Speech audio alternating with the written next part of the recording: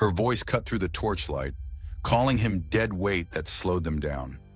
Braun laughed beside her, mocking the warden who never once landed a hit. Cade stood frozen in the corridor shadows, charcoal fringe hiding his eyes. For 3 years he had served as their warden, a defensive support class.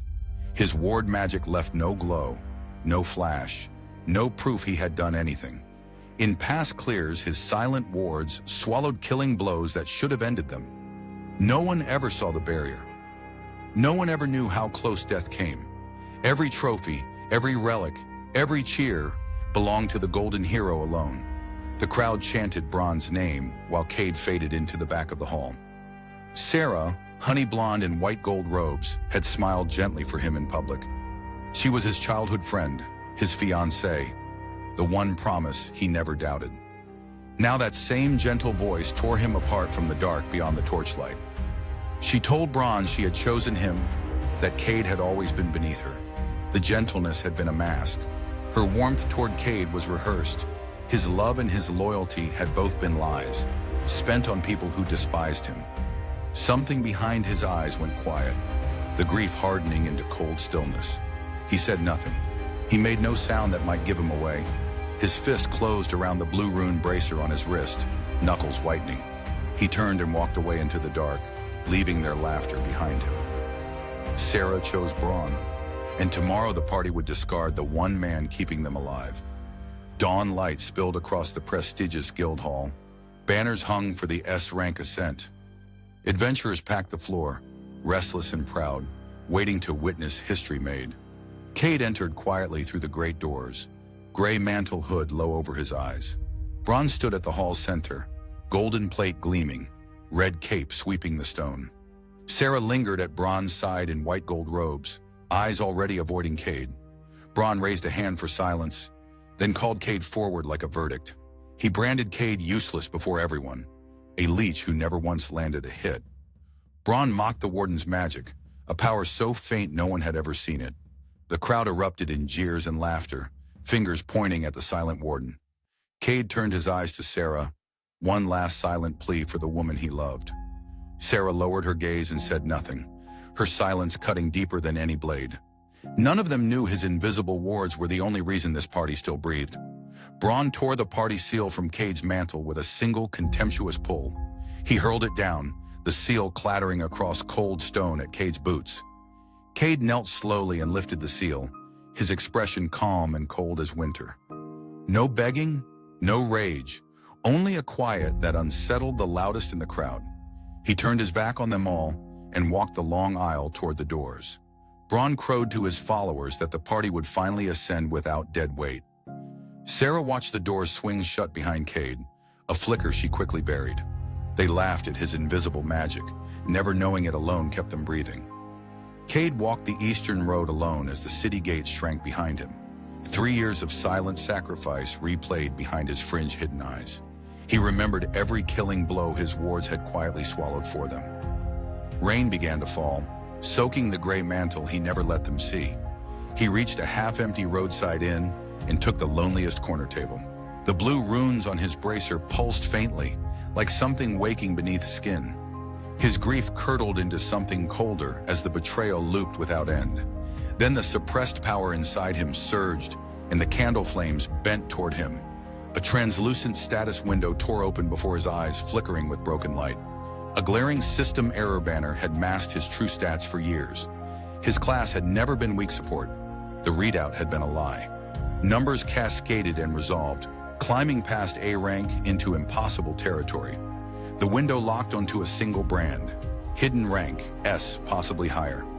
The wards he had cast were a fraction leaking through an unknown seal. He left coin on the table and walked into the storm to test it. At a field of broken boulders, he raised one hand and willed a ward. The silent ward flared with raw force for the first time in his life. The boulder shattered into dust, and the truth shattered with it. He understood now. The party never carried him.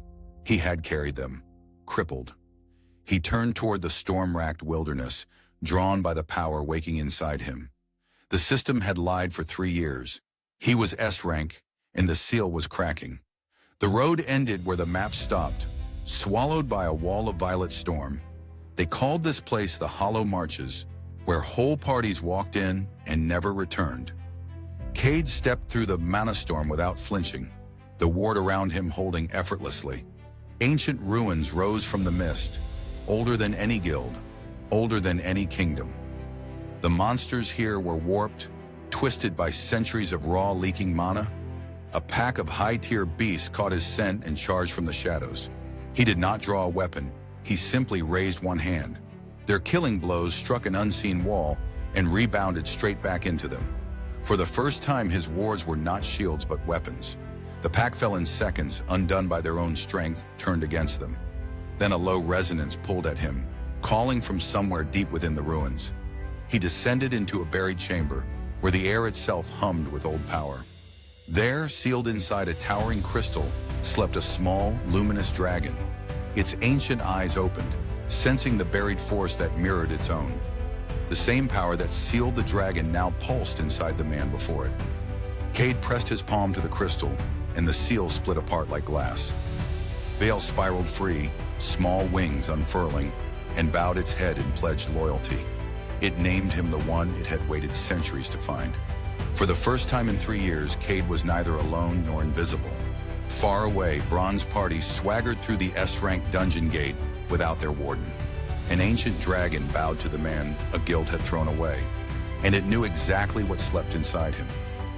Bronze party descended into the S-rank dungeon, loud and certain of glory. Bronze boasted they had finally shed the dead weight slowing them down. The first monsters lunged, and something felt wrong from the very first hit. A blow that should have glanced off Bronze tore deep into his shoulder. For 3 years, no strike had ever truly reached him. He never understood why. Without Cade's silent wards, every attack now landed at full lethal force. Sarah's healing barely closed one wound before 2 more opened. The party's mana drained fast. The math suddenly stacked against them. They pressed deeper anyway, Bronze refusing to admit anything had changed. Then the corridor opened, and the chamber fell deathly silent.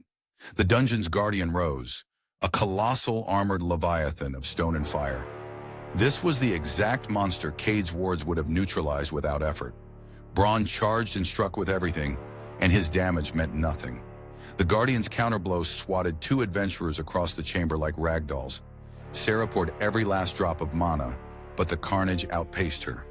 The brutal truth was simple. Without the warden's mitigation, the math was fatal. Bronze took a searing strike to the chest and crashed to his knees, broken. In that instant, he finally understood the dead weight had been the foundation. Sarah collapsed beside him and screamed Cade's name into the burning dark. Without his invisible wards, the unbeatable hero learned he'd never been unbeatable. He'd just been protected. The killing blow descended toward Bronze and Sarah, certain to end them. Then a silent ward bloomed before them, and the lethal strike simply stopped. For the first time in 3 years, the betrayers saw what his magic did. Cade stood at the dungeon mouth, mantle billowing, vial coiled at his shoulder. His blue rune bracer blazed, and the ward held against the monster without effort. Sarah whispered his name, disbelieving the man she had thrown away. Bronze snarled that it was impossible, that dead weight could not do this.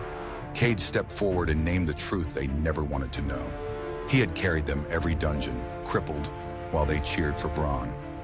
Vel spread luminous wings, ancient rune markings flaring along its small body. Dragonfire erupted, blue and roaring, against the monster they could not scratch. Cade's overwhelming stats poured into a single strike that split the Guardian apart.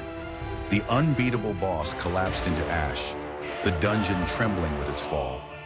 Silence fell, and the betrayers knelt in the ruins of their stolen glory. They finally understood they had discarded the one man who made them invincible. Sarah reached for him, pleading, her fake gentleness stripped to raw desperation. Cade turned away, cold, owing them nothing, and walked into the dark. But as the dungeon stilled, the seal Val recognized began to fully wake.